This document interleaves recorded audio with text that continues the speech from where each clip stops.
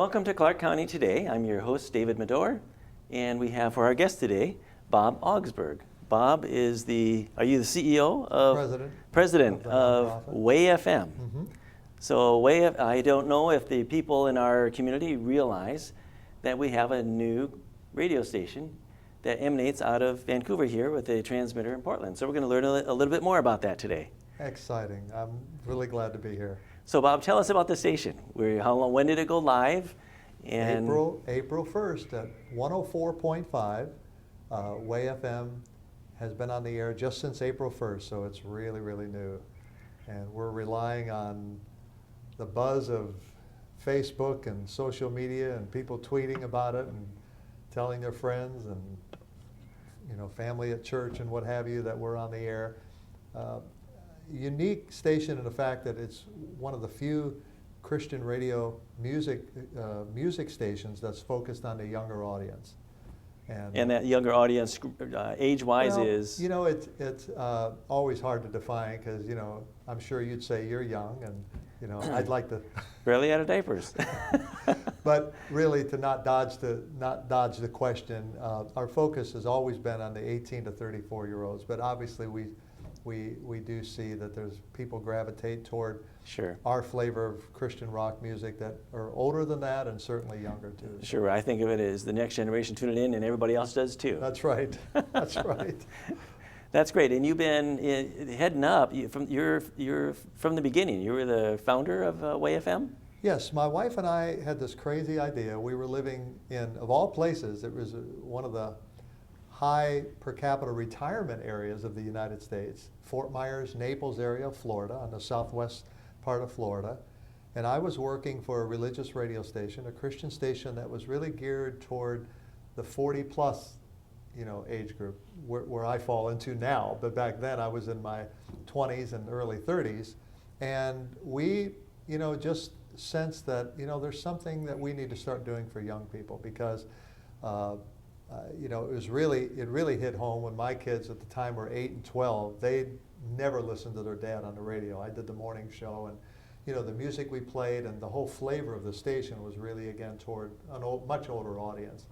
And so we just had this crazy idea to, at that time, it was really one of the nation's first outreaches that would aim to bring the relevance of Christ to a young adult, a teenager and young adult, in a music format. So it was, for lack of a better term, an old term that was used in radio years ago was top 40, where stations, they were the hip stations in town, and we wanted to be the equivalent of that, but would have a very strong, Christian message on it. And so that was 1987.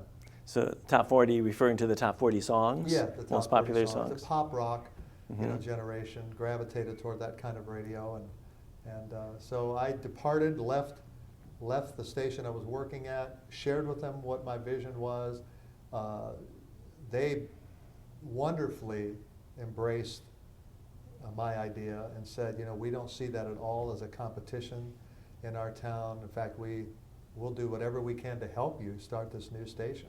Well, that's great because that's not the natural way of business. For instance, they'll look at anything that comes close and say, "Well, that's a competition." Yeah. So you were encouraged and actually helped along. I really was encouraged by them, and I am always grateful for this radio station. It was owned by a church, and I had been there 7 years, and they just threw out the welcome mat and said, this idea that you've shared with us, we see that as a real need in the community, and we will do, what we can to help you start this new endeavor. And so they allowed me to continue to be a DJ there for the last year and a half, and gave me the freedom to work,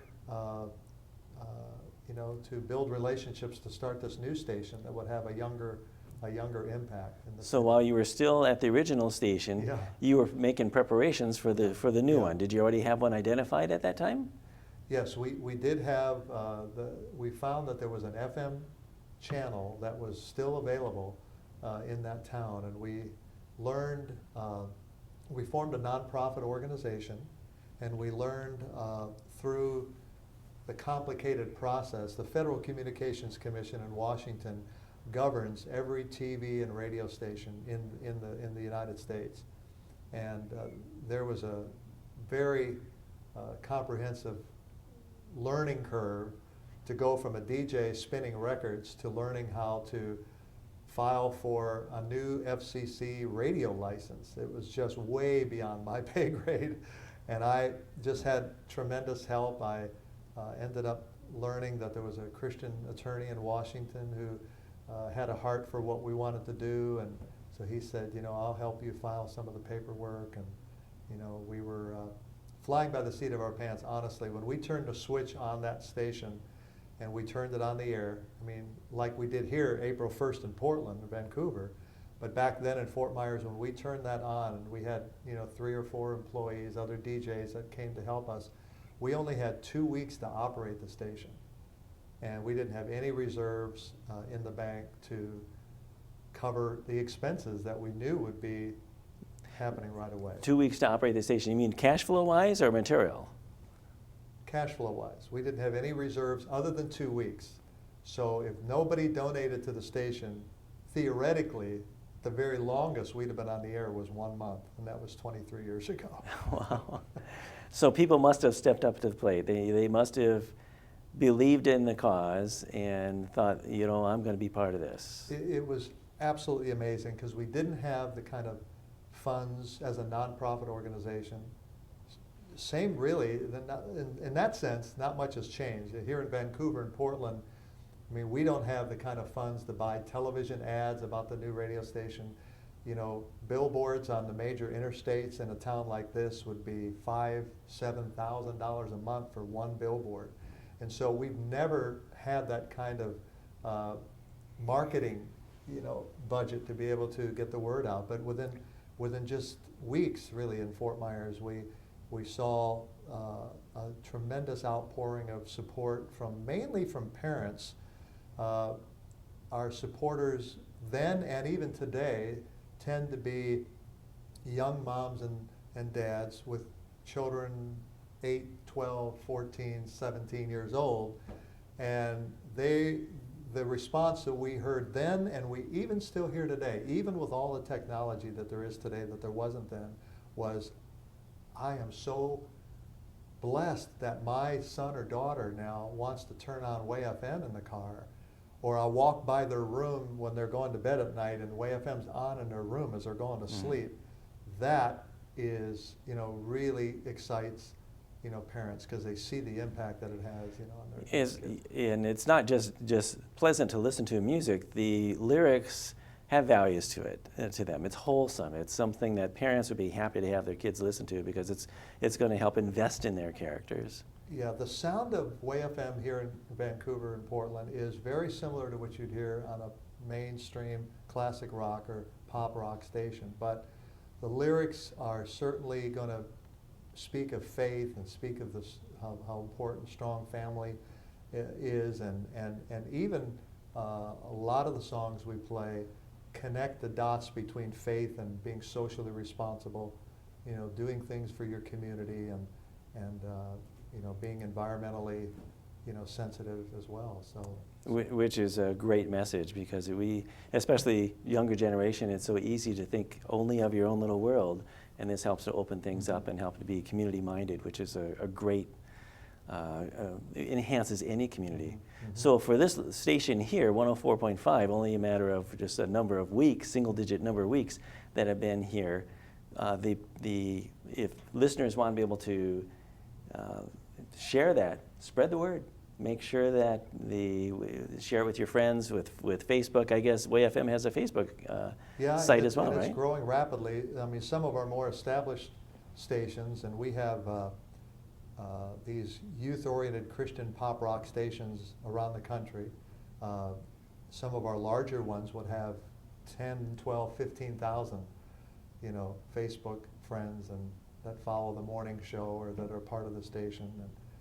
And it's wonderful because it's another avenue. I mean, even 5 years ago, a DJ on the radio, he didn't have all these platform tools, social media tools, and now it's so interesting to be able to engage with discussions, that are part of maybe what the topic is that on that morning, the particular morning show, but it can take it another level. You can hear instant feedback from friends that are posting comments about whatever the subject is. So it's not just a static site. There's a very dynamic aspect to that. Yeah. So if people want to find you on Facebook, how do they do that?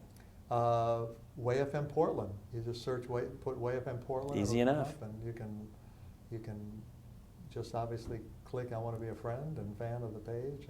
Oh, so the station actually is here in this Vancouver. building, in US Digital, and the signal, part of the signal originates locally here, and part of it is from various other studios throughout the network. Well, how big is the network, and where do those signals come in? Well, we have, WayFM is heard in 117 communities around the country. Now, some of those radio stations are not under the WayFM family, but they're affiliate stations. And so they would oftentimes be in very small towns, and they would hear about what we were doing, particularly in Nashville, because Nashville, Tennessee is really our most probably popular station. Coincidentally, Nashville is always known for the hub of country music. And that country music, 95% of it is recorded and originates from studios in Nashville, and typically the writers and the artists even live within 50 miles of Nashville. But that's actually true also of contemporary Christian music. So the style that we play, the Christian rock and the Christian pop music, also originates from Nashville. And so there is there's a show that we air here in Portland in the afternoon. Wally is a host of a show called Total Access, AXXESS, and the meaning of the show, or the name for the show, is that we give access to the Christian songwriters and the musicians that make the music.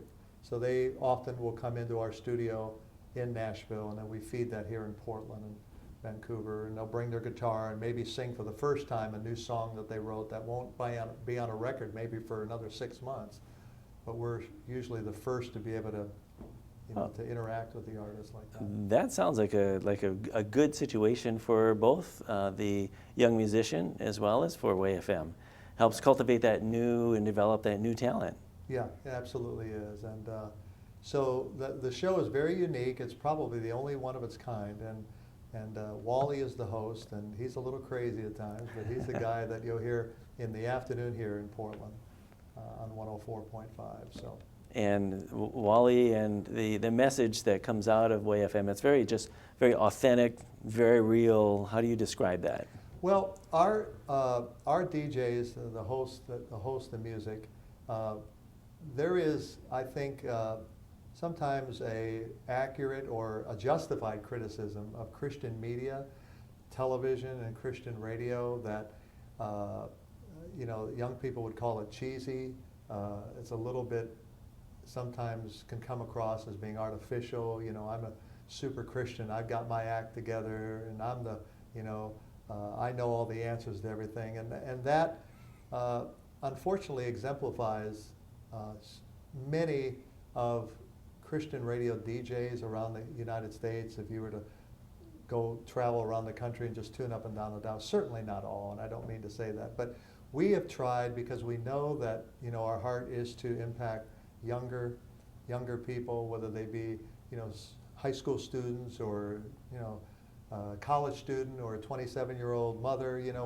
We know that authenticity is very, very important, and so I think people will discover that very soon after tuning on WayFM here, is that they don't have their act together all the time, and they are real, sharing with the struggles that maybe they're going through that particular day, and pretty open and honest about it. So it's the farthest away from phony. It's from artificial. I think I can say that without reservation, but obviously the people need to judge that for themselves. So. Real world. Yeah, which is very good.